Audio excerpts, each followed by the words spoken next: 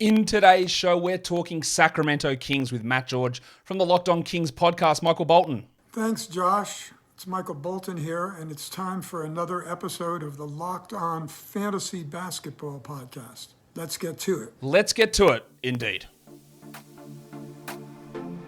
You are Locked On Fantasy Basketball, your daily fantasy basketball podcast, part of the Locked On Podcast Network.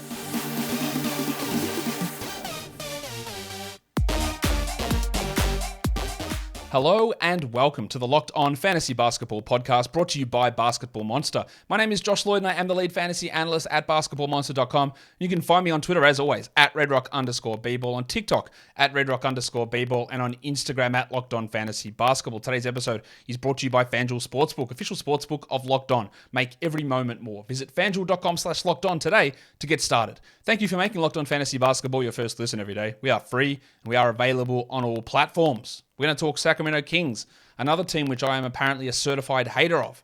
So I'm excited to get into that. So we might as well do it now. Matt George, welcome back to the show. It's a pleasure to be here, Josh. Thanks for having me. Let's talk some Kings hoops. We just spoke Kings hoops on your show a couple of weeks ago, and fair to say your audience didn't enjoy my takes on the Kings, but maybe this is a more friendly environment for me here to discuss some of my, not unreasonable concerns with some of the things on this team, but you're going to hear to set me straight on some of this stuff, Matt. Let's start off by just looking at the team and looking the changes they made, because it's not particularly robust in terms of the moves that were made. Sasha Vezenkov comes over. Chris Duarte was traded for. They did sign Nerlens Noel. Colby Jones and Jalen Slauson were drafted in the second round, and they lose not a lot else either. Terrence Davis, Chimezie Metu, Rashawn Holmes goes as part of a salary dump. PJ Dozier's gone, and Matty Dellavedova is back here in Australia. So I think the team got better. Sasha Vezenkov's the best player there. Chris Duarte might be the second best player, although I do think Terrence Davis is not a bad player. But it's not groundbreaking. They are valuing continuity over big moves, clearly.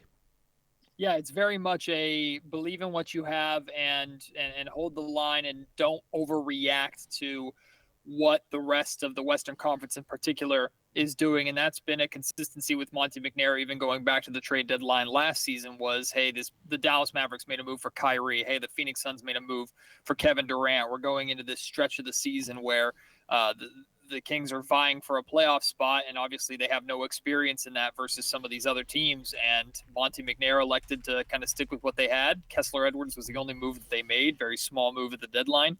And the Kings, lo and behold, not only managed to secure the third seed, they came out of the gates of the quote-unquote second half of the season, but really from the trade deadline on, or rather the All-Star break on, they were the hottest team in basketball for a handful of time, a period that really secured them that playoff berth and that playoff position. Of course, this season, Josh, is now all about trying to build upon what you did last year. And Monte McNair and the Sacramento Kings have been very open about wanting to, the goal is to get to that 50 win margin. The goal is to open a championship window that they can remain in for a handful of seasons. I don't know if they expect that window to be there, as in the Kings be true contenders next season. That might be jumping the gun a little bit, but this team believes that what they have here is good enough to set them on that path, and we'll see if it plays out. Yeah. They're betting on internal improvement. That's what they're betting on continuity. They're betting on one extra year with a coach after being a first-year coach last season. They're betting that they can get better at a faster rate than the other teams in the Western Conference got better. Yeah, my major criticism when I came on your show was talking about how they traded away a draft pick in order to not do anything with that cap space in terms of just giving guys extra deals for the future, like the Domantas Sabonis renegotiation and extension. But that's all well and good, and we'll see what happens next offseason. But in terms of this season, it is going to be a challenge for them to not only maintain, because if you're just maintaining, you're going backwards, really, in any sort of industry. And the same goes with other sports or in sports, because other teams are trying to get better. They're coming for you now. You're not going to be, look at the Kings. They were the 3 seed. They made the playoffs. They're considered this strong team now. So there is going to be a little bit of a different focus there. So we'll see how all of that stuff holds up. Injury-wise, Domantas Sabonis hurt his thumb last season. De'Aaron Fox hurt his finger in the playoffs. Otherwise, they were remarkably healthy all season long. There's no ongoing concerns here. These guys and their digit problems are solved coming into the season? Yes, we were questioning and weren't too sure whether or not Domantas Sabonis was going to have surgery this offseason. Last I checked, he did not have any kind of procedure done. I think he's just healing naturally. De'Aaron Fox, there's no reason to be concerned about that long term anyway. It just sucked that it happened in the middle of a playoff series that, had Fox been completely healthy, I believe would have gone in a different direction. I believe the Kings would have moved on past that series with how well he played in the first couple of games. He gets hurt and things kind of he certainly didn't look the same for the remainder of that series compared to how he started. But the expectation is that the two of them will be fully healthy, ready to go, as will this entire roster for the start of the season. Knock on wood, nothing happens in preseason and in training camp. But the question is, Josh, can they sustain that, right? Because last season they were so healthy. It wasn't just that they were healthy. They were so healthy by such a massive margin compared to the other second, third, fourth most healthy teams in the league. I don't think it's fair necessarily to expect that to be the same. However, I do think at times that was used in some conversations to maybe undermine a little bit what the Sacramento Kings were doing. It wasn't just injury luck last season that got them to 48 wins and to secure a three seed. I mean, they were also the best offense and had the highest offensive rating in NBA history.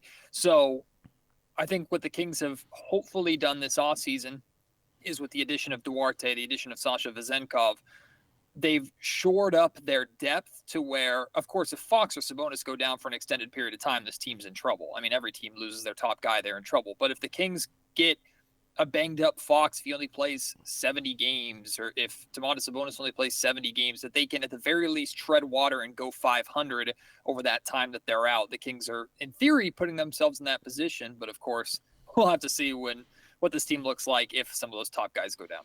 Yeah, that's the thing. Like, you are screwed if your good players go down, and that happens to so many teams. And yeah, that might be just something that happens. Like, one of these guys might get hurt. Like, it's not like, Sabonis has been relatively healthy, but Fox has had plenty of injury problems throughout some of his earlier seasons. And sometimes stuff just happens, and you can't really do much about it. So we'll see. Hopefully, there's not too much of a problem going on there, but that is something we do need to pay attention to. We're going to get in and talk projected lineups in a second, Matt. But today's episode is brought to you by FanDuel Sportsbook. Football season is kicked off already, and FanDuel is giving you a chance to win all season long, because right now, when you bet on a Super Bowl winner, you get bonus bets every time they win in the regular season. Pick any team to win the Super Bowl, and you get bonus bets for every victory. So, Matt, if we're betting on the San Francisco 49ers to win the Super Bowl, we're probably going to get a few bonus bets coming in there, unless you're a big Brock Purdy skeptic. I think you can get a few bonus bets there from the 49ers. No, you've been saying the same thing that I've been saying on my show. I mean, it's a smart bet just from the standpoint that even if the Niners don't win the Super Bowl, they're going to win a bulk of regular season games, 12 plus in my opinion. So you're getting free bets just for the success of the Niners all regular season. So I think that's one of the safest bets and smartest bets you can make on FanDuel. Yeah, absolutely. And you can use those bonus bets on spreads, on money lines, on over-unders, player props, futures, whatever it is. They've got it all there for you over on FanDuel. So go to FanDuel.com/lockedon. Start earning those bonus bets with America's #1 sportsbook. That's FanDuel.com/lockedon. Also, don't forget to gamble responsibly. Matt, projected starting five. This is the easiest thing we're going to talk about on any of these shows. It's the same one they did last season. De'Aaron Fox, Kevin Huerter, Harrison Barnes, Keegan Murray, and Domantas Sabonis. And there's not even a single debate that I can't even say, but what if? Like, there's no other way they're going to do this, is there? Yeah, it's copied and pasted completely. If there's any question, even remotely, it's about Malik Monk potentially replacing Kevin Huerter. And the reason for that is just how important Malik Monk is to this team. But Josh, I think Malik is in the complete optimized role. He's incredibly valuable as that sixth man. And just because he's a sixth man doesn't mean that he's not going to play a lot of minutes with the top guys. In fact, it's crazy to think about it, but Mike Brown's rotation last season was De'Aaron Fox was the first guy coming out of the game every single night. Like, it's crazy to think about that being your star, your number one guy, and he's subbed out around 6-7 minutes into the first quarter. That was to set up pairings of him with Malik Monk and some of the bench unit and staggering Fox and Sabonis really for the remainder of the game. So I expect that to remain the same. The one thing to know about this starting five that I think is very important context, Josh, is now with the contract extension of Domantas Sabonis, or renegotiation of that contract, and now with the new contract for Harrison Barnes, at minimum, this starting five is under contract in Sacramento for the next 3 years. So it's not just that this might be the starting lineup this year carrying over from last year. this might be the starting lineup for the Sacramento Kings for years to come if it works out. And if they do need to make another big splash move or big swing to try and put themselves over the top, having Harrison Barnes under contract, a reasonable contract, it's not a bad option to have when trying to spread some value at trade deadline time. Yeah, look, Barnes is only 31. The contract's totally fine. I think if you're going to look into the future, the one guy who's probably at risk of losing that spot is Barnes. But you look at the bench, and there's no one there who's maybe if Sasha Vezenkov's just that good. And Barnes, at age 31, does start to drop off a little bit. Maybe there's something that goes on there, but I wouldn't bank on it. Like, there's no one that's really pressing from that bench unit, apart from Monk, who I agree is in that perfect role in that second unit. There's no one who's going to be pushing for these guys to take that spot, so it is relatively secure there. In terms of the bench rotation, there are a few different names than what there were last season because there's two players who weren't on the team. Davion Mitchell and Malik Monk, no doubt. And then Chris Duarte, Sasha Vezenkov, and Trey Lyles you've got there, who Lyles played a lot of sort of backup 4. He played a little bit of backup 5, but towards the end of the season, Alex Len was getting the bulk of those minutes. So do you think they're going to move away from those Len minutes, who he started to really come into that rotation earlier and earlier, it felt like, towards the end of the regular season? Yeah, and I don't think it's a disrespect to Len by any means. The Sacramento Kings brought him back. Actually, technically today, they also brought back Neemias Queta on his first NBA contract. So the Kings, as of right now, have 4 centers and Trey Lyles, who's a small ball center or likely a small ball center, under contract. So we'll see. That's going to get weeded out a little bit in training camp, I think, and they'll make some final decisions on that. I highly doubt they'll bring 5 guys in. But, I mean, Trey Lyles is such a good fit rotationally with this Kings offense and what the Sacramento Kings do. Plus, I think he's an underrated rebounder.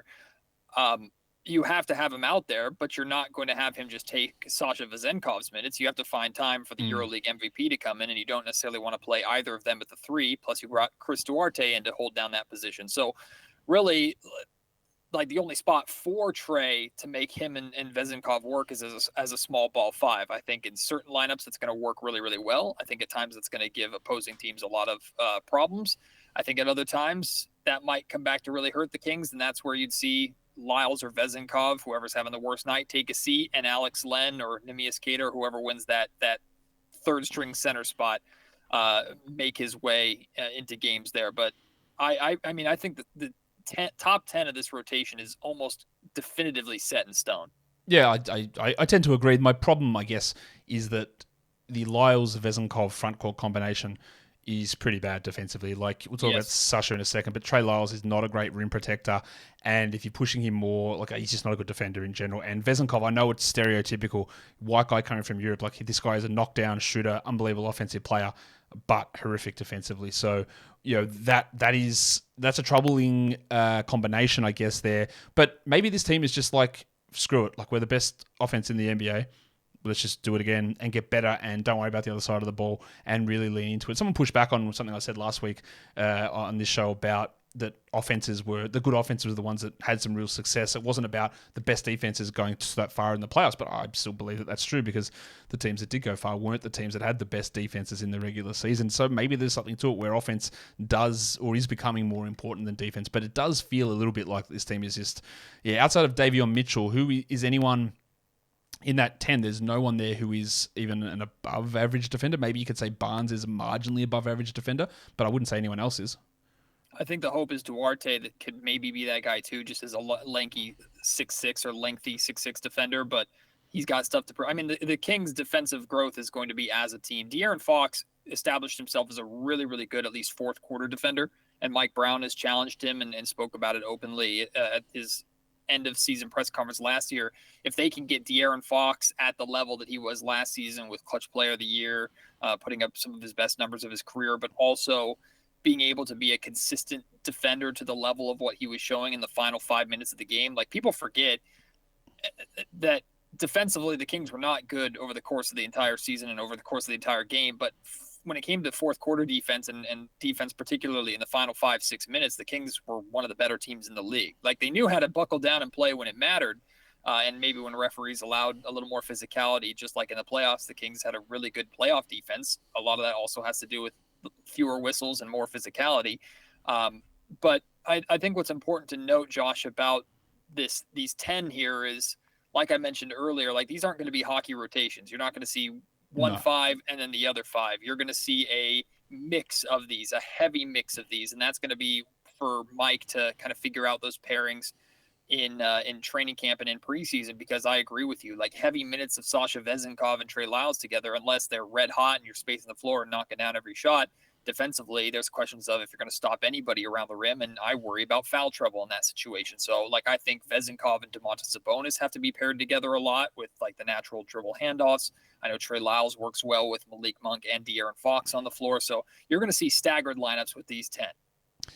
I think the major question with this group of guys, because look, I think we look at what Fox did or Sabonis did, and while there's going to be variance in certain things, like I still have skepticism about Fox's rim finishing, and there's a bunch of stuff, right? But the big change I think that we not necessarily hope for, but look for, is Keegan Murray moving from often a forgotten low usage option in that starting group to at least jumping ahead of Harrison Barnes in the pecking order, and maybe ahead of Kevin Huerter, because there were times last season where Keegan Murray would come out and he'd shoot 0 of 3 and he'd get benched and he'd play 24 minutes for the night. And there'd be nights where he'd go 6 of 6 and then he'd get big leash, but he was really an afterthought in a lot of the stuff that they did.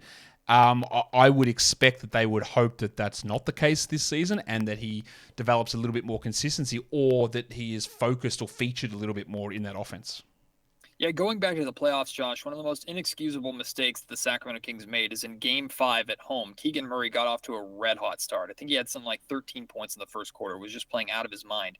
I think he took 1 or 2 shots for the remainder of the game after that. The Kings just – I blame Keegan for that a little bit as the rookie not demanding the ball, and I blame the rest of the Kings coaching staff. I blame the Kings. How do you not find shots for the guy who's clearly red-hot at home over the remainder of the game? And we can't just credit it to, wow, look at the defensive adjustments that the Golden State Warriors made. It really wasn't that. The Kings weren't even trying to go through Keegan anymore. That Keegan Murray disappearing act can't happen for Sacramento to make the jump that they expect to make. And it's not just about Keegan Murray establishing himself as the third leading scorer for this group. He absolutely can do that. It's about Keegan Murray establishing himself as the second to De'Aaron Fox go get me a bucket guy. Domantas Sabonis is absolutely the second leading scorer on this roster, but if you need a bucket and the ball's out of Fox's hands or Fox is out of the game, the Kings don't really have a guy to do that, and that showed in the playoffs. Maybe Malik Monk at times, but that's not super reliable.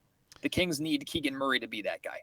The Kings stuff is interesting, or the Keegan Murray stuff is interesting with the Kings, because obviously we know the story. We know he hit the record, broke the record for most three-pointers as a rookie. We know that. Interesting. I'm just looking at this. The Kings had 5 players play over 2,000 minutes, which is crazy.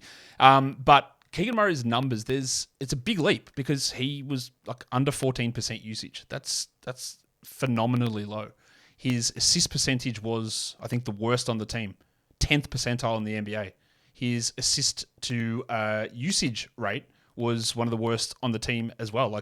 He's just it's low. He just wasn't passing. He wasn't shooting. He was a specialist big knockdown shooter, really. That was his role. And changing that from a guy who initiates his own shot, creates for others, it's a huge step, because when I say, you know this, that he was just invisible as a guy who would get shots, but they would come just when he was there, or when they needed a bailout, not like we're looking for Keegan. And taking that step up, going from 14% usage and being able to generate shots for others, which he didn't really do last season, they are very hard things to do.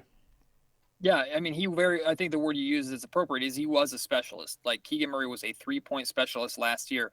And it's not that the Sacramento Kings believed, and Mike Brown believed, that was the only optimal role for him as a rookie. It was because Mike was asking for more. Mike was asking for Keegan to put the ball on the floor. Mike was asking for Keegan to go up strong and try and dunk on somebody and not just settle for a layup. Mike was asking for more, especially when it comes to weak side defense and passing the ball. These are all things that Keegan is capable of. And you think about it, you would think Kevin Huerter and Keegan Murray's roles would be the exact same, at least last year, which is, hey, perimeter poachers, right? Move off the ball, dribble handoffs, hit those outside shots. You're going to get opportunity because of how much attention Sabonis and Fox draw.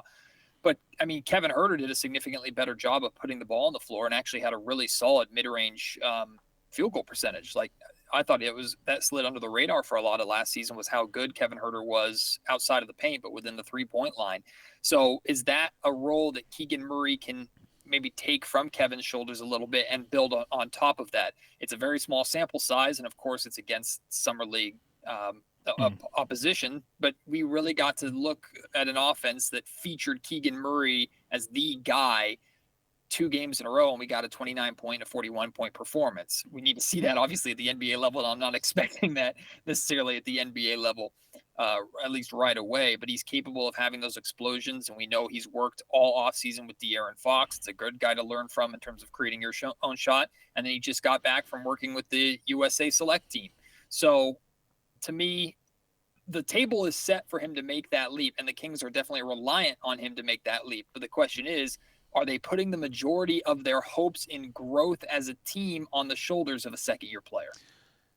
I've talked about Keegan Murray and some of the concerns that I've had plenty of times, but that's not what I'm going to talk about here. What I want to talk about, and something that I don't think really gets discussed very much, is while we've got a really stable starting group, a pretty stable, I think, starting 10, but the minutes and the way that Mike Brown used people was very all over the place. I'm going to read a player's minutes for you over their final 10 games of last season. 32, 38, 27, 21, 22, 36, 22, 32, 21. That's a starter. That's Kevin Huerter. There were some games where the shots would go in, and that was great. And then the other games, they just would do nothing.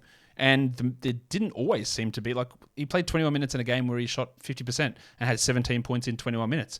There's just a level of adjustment from Brown, like just making sort of decisions on the fly. But that plagued Murray, it plagued Huerter, it happened to Monk, it happened to a bunch of these guys. And I think we look at that team as being relatively stable, but the roles and minutes and the way that they were used changed, like almost on a whim, it felt like. Yeah, it's a blessing and a curse for Mike Brown compared to like Luke Walton, right? Because Luke Walton was stubborn in the sense that he would stick with something, and if it didn't work, he would make no halftime adjustments. If it was working, other teams would make halftime adjustments, and the Kings would get their ass kicked. Like, that's essentially what it was. So Mike Brown is not afraid if he comes in with a game plan and the first quarter and let's say the first 15 minutes of the game, the Kings just get blitzed. He'll crumple it up and throw it over his shoulder and say, we're not doing that anymore. We're moving on. And it's a great thing to some extent, but also if you're trying to adjust and adapt so much to where you're taking away some of your consistency of like rotational guys' spots, it can get really confusing and it can get really frustrating for a lot of those guys. A guy that you didn't mention that kind of fits that mold to a T is Davion Mitchell.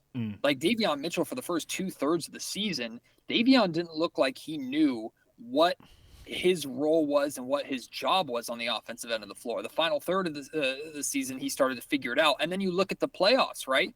You look at how important he was, how many minutes he got early on in the playoff series, was doing as good as you possibly can, trying to guard Steph Curry. You look at games 6 and 7, I think he played 11 minutes and 8 minutes in games 6 and 7. Correct.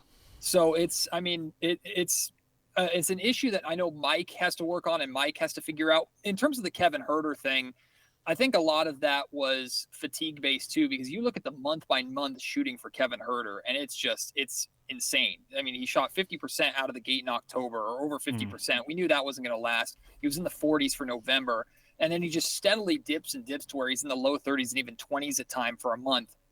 I think he had a dreadful February. Then the All-Star break happens. He gets that rest, even though he put on a dreadful performance in the three-point contest. And he comes out after the All-Star break, and for the month of March, I think shot 50% again, and then completely collapsed in the playoffs. So that's very fatigue-based. Yeah, look, I don't know if you've got those numbers in front of you, but that was frighteningly accurate. He was 53% in October. He was 29% in February. He was 51% in March. So the numbers were all over the place. It was just weird how they sort of aligned perfectly to changes in calendars. Maybe he's just got issues with having to rip off one of those pages on his bedside calendar that really freaks him out or something like that. I don't know, but they were really aligned to those periods of the season. Now, Matt, when I do this show, we do a focus on youth, and I've always done it. By always, I mean for the 10 shows I've done so far this season, for players under the age of 23. And this is a young, up-and-coming Kings team with, bright future. And they have one player on the roster who's under the age of 23. And am I being a little unfair because Keegan Murray just turned 23? Yes and no, but I had that cut off. So he's turned 23, so he's not on the list. There's one guy on this list who is under the age of 23, and it's Colby Jones, which I didn't really expect that to be the case. But like Davion Mitchell, who's a third-year player, he's 25 already. Chris Duarte's 26, and he's played 2 years in the NBA. Murray, I said, just turned 23. Fox is 26. Sabonis is 27. So these are guys who are not prime, but getting close to it. And it's I wouldn't say it's worrying necessarily, but it is weird that there's only one player under the age of 23 on this team. Josh Lloyd, you have discovered what we have discovered here in Sacramento, that Monte McNair has a type. And when it comes to older prospects, Monty is all in with those guys. He's very much clearly trying to build almost an entire team on the exact same timeline, which is right in that 23, 24 to 27, 28 range. Like that, He is trying to put a team together that, for better or for worse, if they're a championship contender, they're going to be a dynasty. If they're not, they're going to be just short together for far too long. Like that is what he's setting himself up for. Yeah. And then the problem with that, though, is that if it doesn't work out, then there's absolutely nothing coming through. When those guys drop off, you get in some real trouble without stocking the coffers underneath. But you're right, like 27, 26, 23, 25, Barnes at 31, Monk's 26, Mitchell's 25, Vesenkov's 28, Duarte's 26, Lyles 28. Like every one of these guys is within like a 3-year age window outside of Barnes, who's, feels like he's 35, but he's only 31. So it's a definite strategy there. All right. We talked about internal improvement. So how do the Stars get better? How does Fox get better than what he did last season, where he finished at Shaquille O'Neal levels at the rim? How does Sabonis get better than what he showed last season, where he was an All-NBA third-team center? How do they get better? That's a very, very good question. For me, De'Aaron Fox, like you made a very good point when you were on the podcast about his elite finishing around the rim and how realistic it is to expect that to carry over. It's a very similar question to like how injury lucky the Sacramento Kings were last season.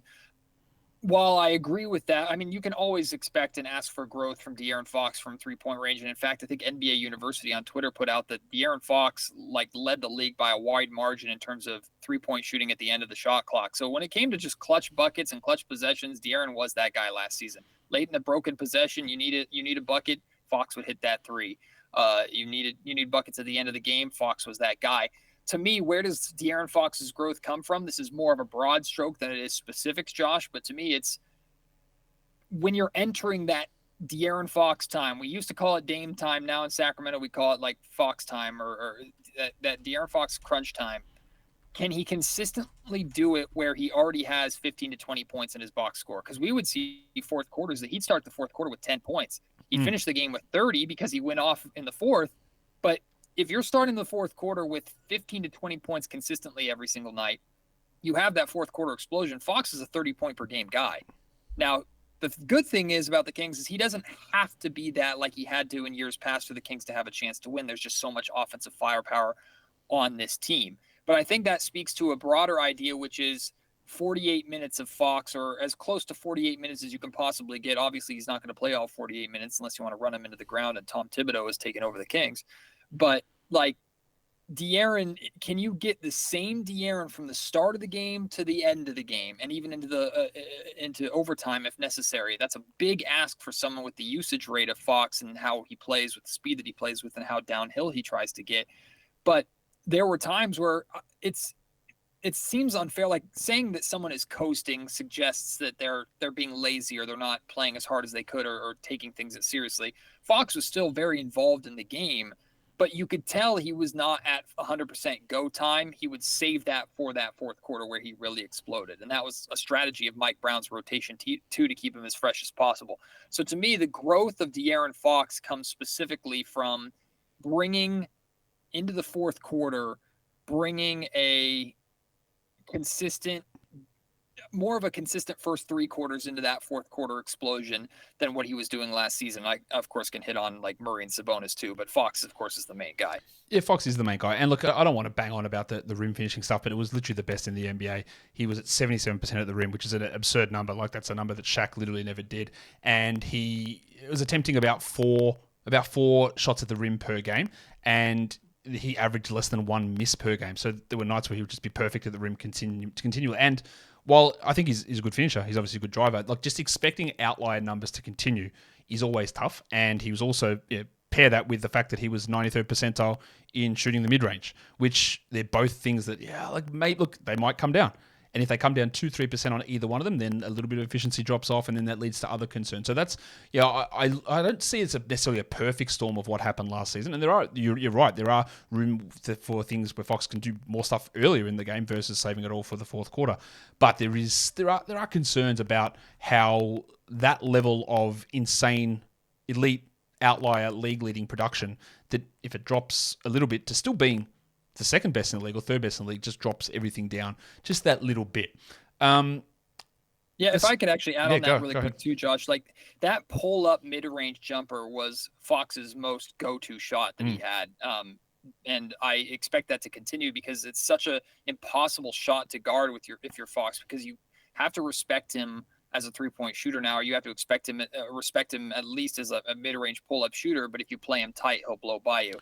While I don't expect him to continue with those, 77% finishing at the rim, those numbers are pretty unbelievable. I also don't think it's a coincidence that now that he's surrounded by weapons that you have to respect. I mean, they're just opposing defenses were at times so worried about Sabonis at the high post, so worried about Keegan Murray or Kevin Huerter on the wings, or even when Malik Monk was in the game and Fox was playing off ball at times. Like, obviously an eye is always on De'Aaron, but the Kings had so many other weapons on the offensive side of the ball that Fox was getting a lot of looks at the rim that no star whose strengths are known should be getting.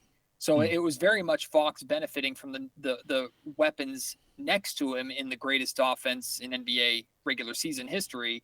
Like, it was very much him benefiting off of that. Can it continue? That's a big ask. That's like asking, can the Kings build upon that 119 offensive rating? That's going to take a lot for them to do so. Maybe it's possible. I don't know. Well, just to prove to people that I'm not just going to be a Kings hater, there is a path for him to be better than last season, because he took more of his shots than he had ever taken before from the mid-range. That jumped up by 2 percentage points. He was at 50 the year before, and he was at 52 this season. And that might not seem like much, but he also dropped his percentage of shots at the rim from 29% to 24%. Just get to the rim a few more times, and if you are an elite finisher, which you are, then your overall efficiency rises, because it is much harder to shoot a mid-range shot than it is to shoot one at the rim. So if you can just change that distribution of shots and get to the rim just those couple of extra times per game, that can impact things quite a bit as well. And that usually when you see a trend of a guy not getting to the rim as much and settling for more mid-ranges and not shooting the three ball fantastically, that it's like, oh, that's not a great recipe. But he turned it into something good. But you can easily just sort of, or not easily, but you can try and switch that back and get to the rim a little bit more, and we'll see what sort of impact that can have. What about a breakout candidate? I think the answer is pretty obvious, but who do you think is the breakout candidate here? Yeah, I mean, Keegan Murray's the guy. And that's not just from Captain Keegan over here, who has basically like wanted Keegan to move in with me since he came here to Sacramento. Like, Keegan is just obviously someone that I value highly, but I'm not alone. Like, the Sacramento Kings clearly value Keegan highly too. And Monty McNair is making comments in The Athletic when he's doing an interview with Sam Amick and Anthony Slater about like how they expect Keegan to make a jump, and they need Keegan to make that jump. And like, you look at, okay, a team has continuity, that's trying to stay the same, or that has the same personnel but is trying to grow, that made only kind of outlier edge moves. Who's the most likely guy to take that jump? Your eyes immediately go to the second-year player, the rookie who was good, but can he get better? So I do think there is a lot on the shoulders of Keegan Murray. Keegan's always said that he's very confident and he can handle that. And Keegan, I think, benefits more than anybody from having the amount of talent around him, to where if Keegan can develop into that guy that the Kings hope that he can be, he still isn't going to have all eyes on him because Fox and Sabonis are on the floor with him. So the table is set for Keegan to break out. The question is, will a second-year player break out as much as maybe the Kings are hoping for? I don't know. But, yeah, the breakout guy is Keegan. Yeah, I agree. Look, and he's got to go from that fifth offensive option to the third offensive option if this banking on internal improvement and development is going to be the successful path, I think. Like, he can't be sitting there at 14% usage behind Harrison Barnes. He needs to take that step at least ahead of him and probably ahead of Kevin Huerter. So we'll see how that goes. But that brings me to the regression candidate. And I reckon I might have just mentioned his name just then. Yeah, this was actually very difficult for me because I was going through this list and I'm like, who realistically could regress? Well, there's a lot of people. Who can the Kings afford to regress? Not a lot of people. Who's most likely to regress, though? And I came upon Trey Lyles. And the reason why is because Trey he was a pretty important piece for Sacramento's second unit last year. A very important piece. And a lot of the regression I don't think is going to come from Trey getting worse. I think it's going to come from him being moved to the small ball 5 to incorporate Sasha Vezenkov more. Like in theory, you're going to have both those guys out there that can just stand in the corner or stand on the wing and knock down threes without having too much pressure and too much issue. Like in theory, it's like Vezenkov is going to get paid more to come to the NBA, which is a harder game, but he's going to have a much easier role than he had ever had in EuroLeague. Like that's a perfect storm, or that's if things work out perfectly. But ultimately, if the guys that the Kings are hoping can come in and make offensive jumps, there's only one basketball. So somebody has to take steps back. And maybe Kevin Huerter takes a minor step back. Harrison Barnes takes a minor step back. I was thinking about Harrison as the answer to this question, but I think Harrison is such a Swiss Army knife, and he knows what his role is and the consistency that he provides in that starting lineup, that even statistical regression for Harrison might not be regression for what the Kings need him as. So to me, Trey Lyles is the only reasonable answer and is the only guy that the Kings can really afford to regress with the expectations on their shoulders.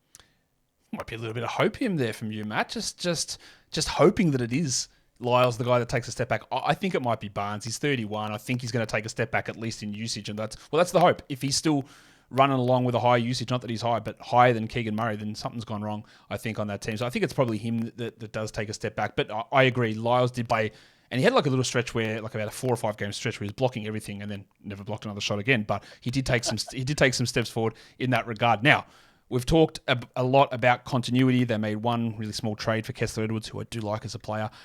Is there anyone, or who is the most likely player to be traded if they do decide to go down that route? I think it depends on the context of the season. Like one of the things I'm mildly concerned about is that if the Sacramento Kings are in a position where they're right in the middle of, once again, another dogfight in the West, but this time being in the middle means they're on the cusp of the play-in, and they feel they need to make a move to beat everybody out, so they make a big swing that might be a little bit of jumping the gun. Now, maybe the big swing pays off, maybe it doesn't, but Monty is shown to be very, very patient and to not make knee-jerk reaction moves, so maybe that concern is misplaced. But to me, so much of bringing Harrison Barnes back was allowing yourself the opportunity to move on from him later.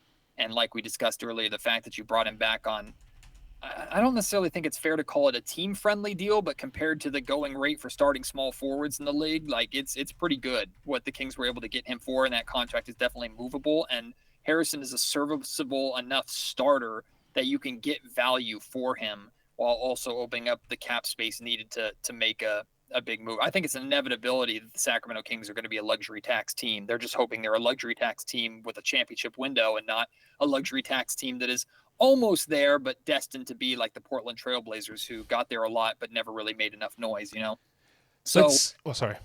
I know, I was just going to say, I think Harrison is that trade candidate just because he's the most likely one that the Kings can move to get anything of significant enough value to make a difference. Let's look at win projections. They were 48 and 34 last season. FanDuel's got them at 44.5.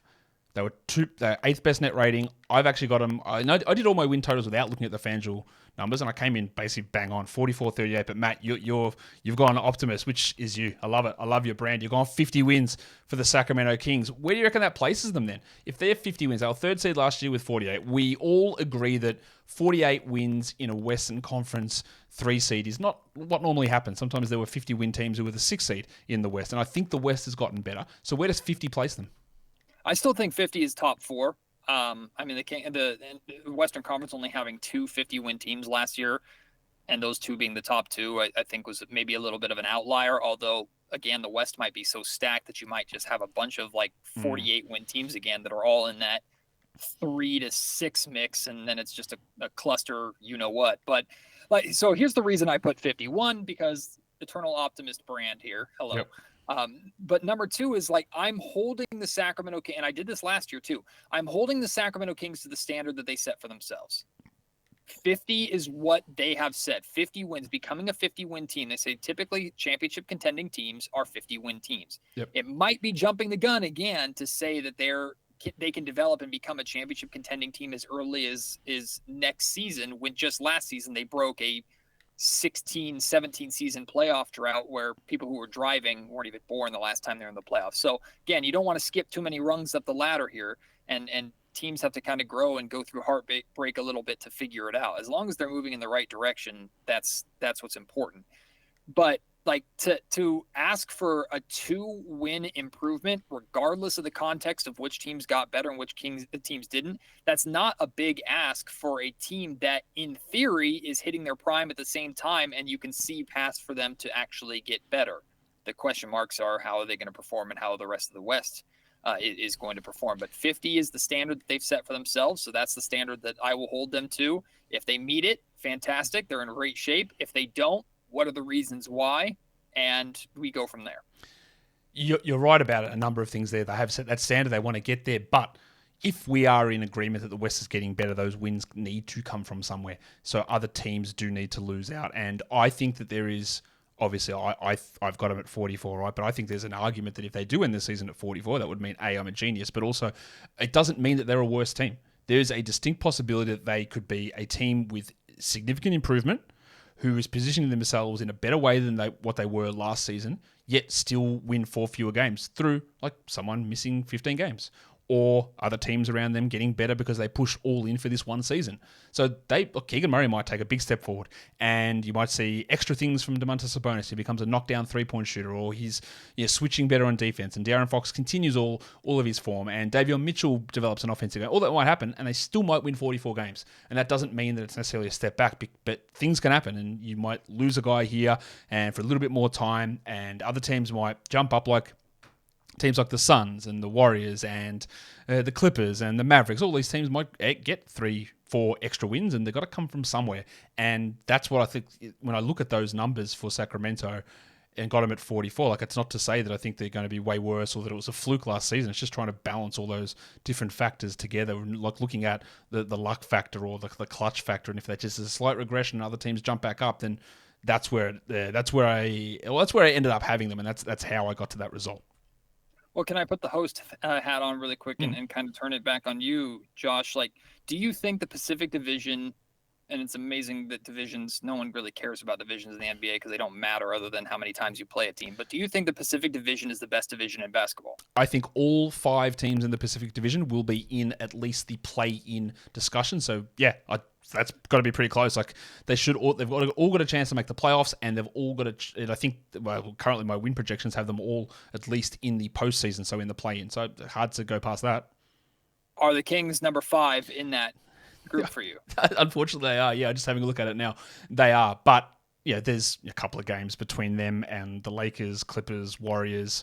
They're all relatively close, within about 2 games of each other. I think I've got them. Yeah, so that's something that I think is pretty consistent with like early power rankings and stuff like that. Have the Sacramento Kings as a playoff team, but the worst team in the Pacific. The year after they just won the Pacific Division. Again, division titles don't mean anything. They mean a lot to us in Sacramento because we actually have banners up in the Golden One Center about division championships, because other than Rochester, that's all the freaking heck we have. But like, to me, with like the Phoenix Suns are absolutely, they have to be at the top of that division simply because of how they're built. They might not make it. They might flame out, but they're built to win a championship and nothing else. So you have to put them at the top just to give them the respect and the expectation that they deserve. But like, the rest of the 4 is right in the middle of the pack. To me, the LA Clippers are the clear-cut number 5 just because there's so many questions about them. And in terms of matchup base, the Kings always seem to play very, very well against the Clippers. And I think the Warriors and Kings proved in the playoffs that there's not a lot of separation between those 2 teams. And I also don't think the Los Angeles Lakers, who did get drastically better, and I love the Gabe Vincent pickup for them, the Los Angeles Lakers, I don't think if they're on a higher tier than the Sacramento Kings, it's only slight. So I think the middle of the Pacific Division is an absolute dogfight that the Kings can be number 2 in. And again, part of the problem with that is that the majority of your games come against those other teams. So when they're all good, like, that's going to lead to some extra losses. Like, I've only got 6 wins between Phoenix and Sacramento, top versus bottom. Like, it's not that big. It's not that big of a gap. Like, some other divisions, you'll see like 20 games, 30 games. I got 6 between the 5 teams in that division. So saying they're last is true, but also it doesn't really mean anything. All it takes is 1 or 2 games and you're second, and that's just the nature of how that division currently looks. Matt, we are going to finish this off by doing a Sacramento Kings grid. and you have got matched up with the Kings, the Thunder, the Celtics, the Raptors, the Suns, and the Knicks, and the last one is an all-star. So what we have to do is, obviously, we're picking a player that play for each team. You can only pick them in one square. There's no rarity scores as such because it's only you doing it. But what you want to do is pick a player who has played the fewest games for either of the two teams. So they might have played 700 games for the Kings and 2 games for the Thunder, and that counts as a 2. And then all of those numbers get ranked to see what sort of score you get between 0 and 100. The lowest amount of games played gets you a 0, which is what you're looking for. An all-star is they've got to have made the all-star game as a member of the Kings, and then we rank those players based on career games played for the Sacramento franchise. Are you ready to go? Absolutely not. I'm going to be terrible at this. All right, so let's great way to set expectations. Which one do you want to start with? So, again, for clarification, this is terrible for your audience because I've seen people do these and I've never paid attention to them or had any idea of how they work. So I'm picking a King that has also spent time on one of these other teams, and the King has been a former All-Star. No. So we're doing Kings and Thunder. So someone who's played for both the Kings and the Thunder, that goes in that little square. Someone who's played for the Kings and the Suns goes in that square. And the other one is just any member of the Sacramento Kings who's been an All-Star, but you're looking for the player who's played the fewest games in Kings history as an all-star. And in general, we're looking for rare players, low games played players across all of the different squares, but they're not all linking together. So it's Kings, all-star, Kings, Knicks, Kings, Suns, Kings, Thunder, Kings, Celtics, Kings, Raptors. All right, so for the Kings, Knicks, let's do Quincy Acey. Oh, yes. You know what? I had that circled on my list here of if you didn't select it, he was definitely the one I was going to bring up. Quincy Acey, he played 68 games for the Knicks, which is not a bad number. He's not the rarest guy you could have picked there, but that's okay. Let's see what score... I'm in the wrong square there. Let's see what score that ends up giving you. Is this talking about bad podcasting or bad YouTubing?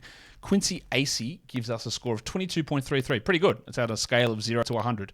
And now that number has come up incorrect. I'm all over the place. 22.33. Quincy Acey.